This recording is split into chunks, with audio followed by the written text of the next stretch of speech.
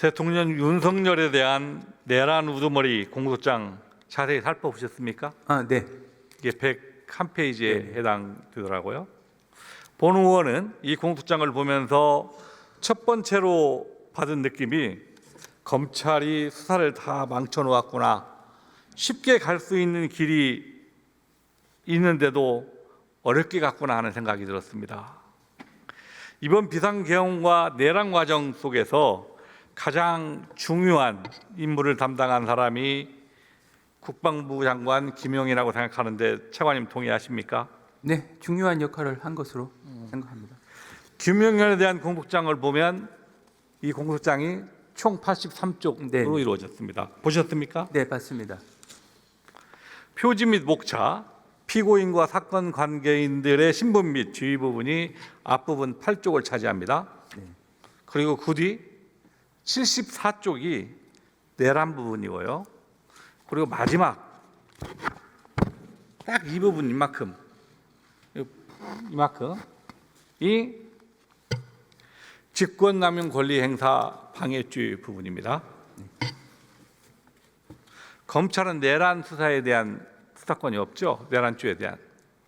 기본적으로 직권남용 그리고 이게 경찰 범죄에 대해서는 직접 수사를 할 수가 있고 거기에 대한 관련성이 있다고 판단해서 검찰에서는 이 내란에 대한 수사를 했고 그분에 대한 기소까지 한 것으로 판단하고 있습니다.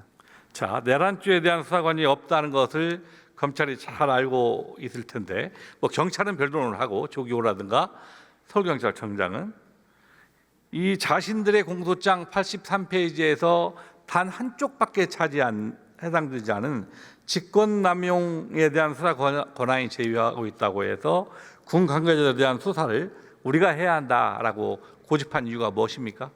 기본적으로 검찰은 직권남용에 대한 수사도 할 수도 있고 또 한편으로는 경찰 이 간부에 대한 수사도 할 수가 있습니다. 그래서 경찰청장, 서울지방경찰청장에 대한 수사를 적법하게 개시를 했고 그것을 기본 범죄로 한 사항에서 내란 범죄는 관련 범죄로 수사를 할 수 있다고 검찰은 판단한 것으로 알고 있습니다. 제가 질문할 때 경찰을 물어본 것이 아니라 군 관계자들에 대한 수사를 한 걸 물어본 겁니다. 나머지 군 관계자라는 공소장을 보면 다 이런 식으로 돼 있거든요. 자, 또한 이번 내란 영역에 동원한 여러 장비들이 나옵니다.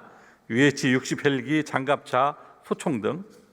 여기에서 가장 중요한 장비 하나만 딱 들자면 저는 연락할 때 사용했던 비화폰이라고 생각합니다.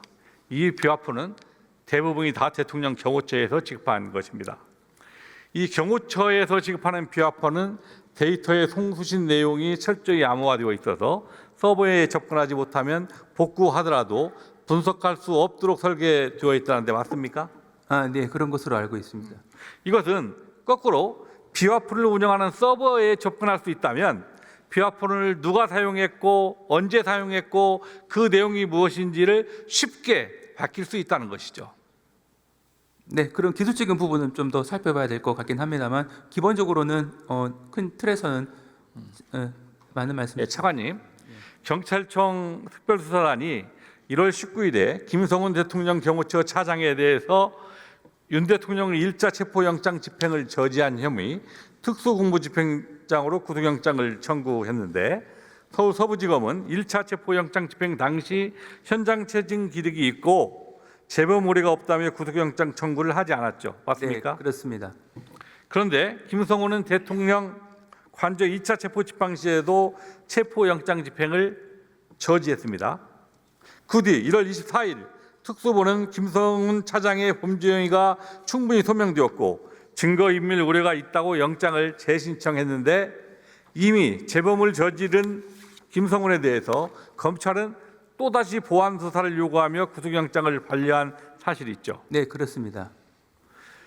경찰의 영장 신청에 대해서 검찰이 법원에 영장을 청구해서 기각이 되는 것은 변론을 하더라도 두 번 모두 영장 자체를 법원에 청구하지도 않고 반려충분하는 것은 쉽게 납득이 안 가는데 어떻게 설명하시겠습니까? 네, 당시 경호청 차장에 대한 영장 범죄 사실은 크게 보면 공무집행 방해 혐의가 한 가지가 있고 또 한 가지는 직권남용 인사권 행사 부분인데 두 가지 부분에 대해서 법리적인 측면에서 보완할 부분이 있다라고 담당 검사는 판단한 것으로 알고 있고 그리고 당해 혐의 사실에 대한 구속영장을 기각한 거는 당해 범죄 사실 자체에 대한 증거 인멸 우려가 있다고 판단하지 않은 것으로 보이고 지금 언론에서 나왔듯이 다른 증거 인멸했다고 하는 그 부분은 영장이 기재된 혐의 사실 외에 다른 혐의에 대한 부분이라서 담당 검사는 그 부분을 좀 엄격하게 판단하는 것으로 생각하고 있습니다. 그런데 그 뒤 밝혀진 사실을 보면 특수본에서 김용인 국방부 장관에 대한 압수수색 영장을 검찰에 청구하자 검찰의 고위 간부가 김용현 국방장관에게 비화폰으로 전화를 걸어서 통화한 사실이 있다라고 하는데 맞습니까? 네, 그 부분은 담당 고위 간부가 나와서 그 부분을 설명하고 그리고 전화 통화를 한 바로 다음 날 김용현 국방장관은 특수본의 수사경이 좁혀오자 검찰에 자진 출석하였죠. 네, 당시 대검 간부가 이 소환을 하기 위해서 연락을 한 것으로 알고 있고 그에 따라서 자진 출석한 것으로 알고 있습니다. 이 검찰 고위 간부 누구입니까? 대검 차장검사 이진동 검사입니다. 지난번에 본인이 이 부분을 충분히 왜 설명한 통화하셨다고 합니까?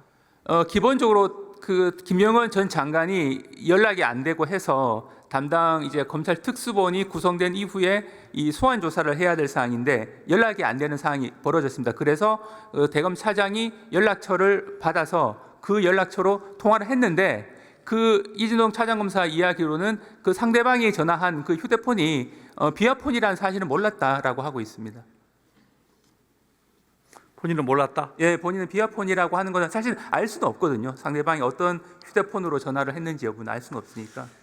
그 당시에 그 수사를 해봐야 알겠지만 이 김용현이 사용했다는 비화폰 또 저는 차장이 통화했다는 그 비화폰 외에도 분명히 누군가 숨겨야 할 비화폰의 사용자가 있었을 것이라는 생각을 합니다. 이에 대한 수사의 필요성이 있다고 보이는데 수사하시겠습니까?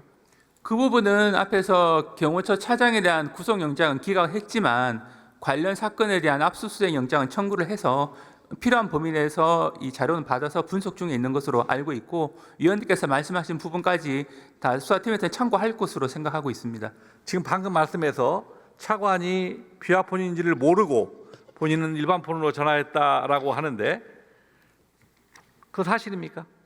네, 본인은 그렇게 이제 상대방 본인이 주장하는 겁니까? 예, 그렇게 진술하고 있는 것으로 알고 있습니다.